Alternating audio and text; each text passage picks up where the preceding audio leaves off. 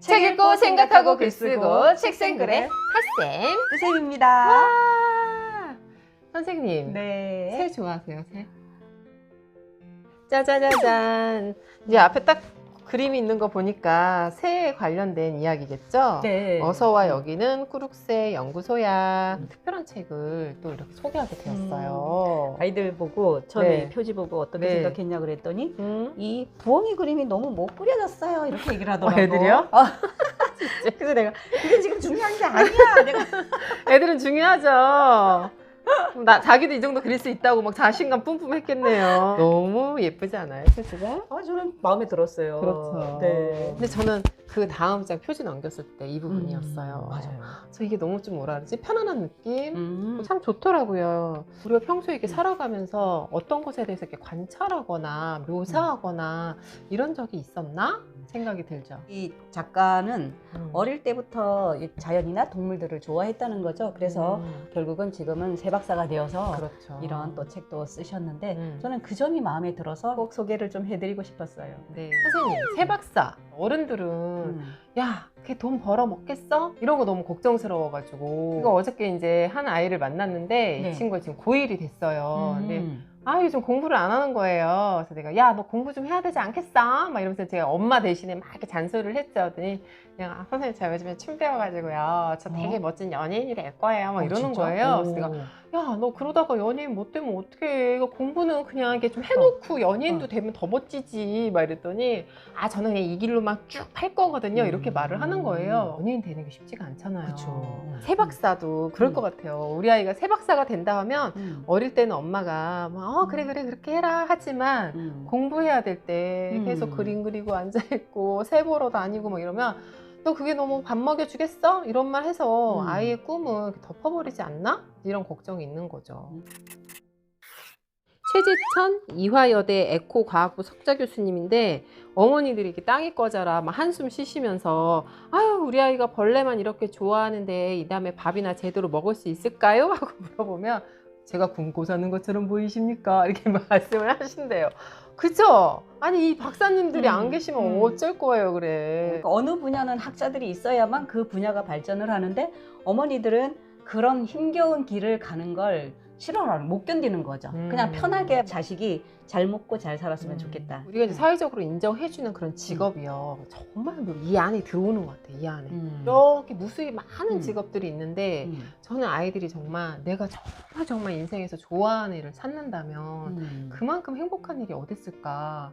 힘든 일도 내가 좋아하는 일이면 그게 느껴질까요? 이겨낼 수 있는 거죠. 그렇죠. 네. 그래서 저도 이 작가가 참 와닿았던 게 뭐냐면 요즘 아이들은 정말 자기가 하고 싶은 걸 하지를 못해요. 부모님들이 다 공부 학교에서도 공부가 제상의 과제인 것처럼 얘기를 하는데 이 작가처럼 하나만 잘해도 정말 성공할 수 있고 정말 좋아서 잘할 수 있잖아요. 정말 읽는 내내 너무 좋아한다. 네. 너무 좋아하시는 거야. 대단하다. 막 이러면서 읽었는데 7살 때 일인데요. 새 한 마리가 죽어 있었대요. 그래서 가져왔는데 엄마가 조류도감에서 바늘꼬리 도요라는 것을 알려주셨나 봐요. 그래서 그때부터 이분은 이거에 대한 관심이 엄청나게 이제 지금까지 온 거죠.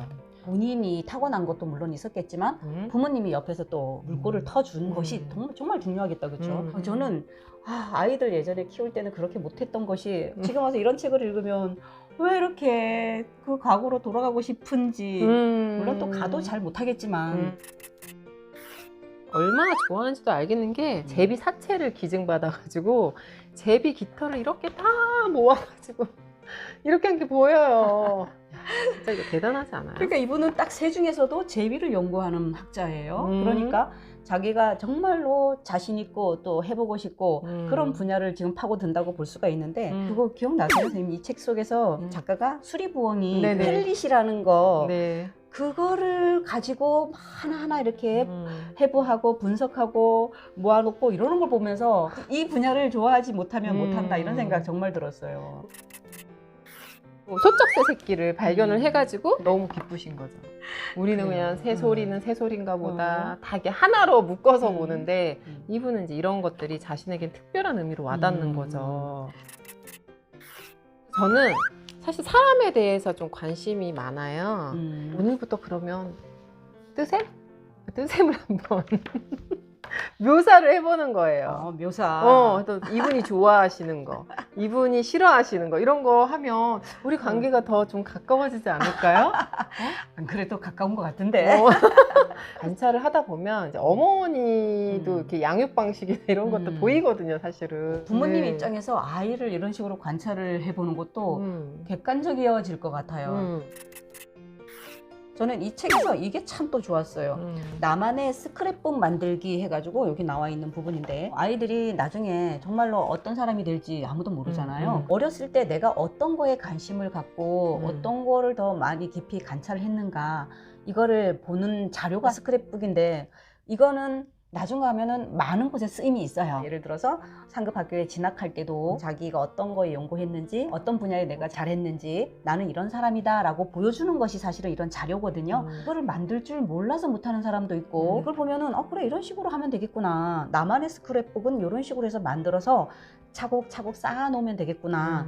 그래서 저는 이게 아이들한테 많은 도움이 되겠다 이런 생각이 들었어요. 네. 저는 이분을 딱 보니까 그냥 꾸준성인 것 같아요. 꾸준성. 정말 이것만 한 게 없는 거죠. 우리가 뭐 또 다른 말로 습관 뭐 이런 말도 하는데, 평생 이렇게 해오셨기 때문에 지금 이렇게 또 책 한 권도 멋지게 내시고, 그 덕분에 우리가 또 새에 대해서도 우리가 공부를 했고, 우리가 이런 책을 읽지 않으면 이런 분야에 대해서 알 수가 없어요. 어떤 독서 활동이 좋을까요?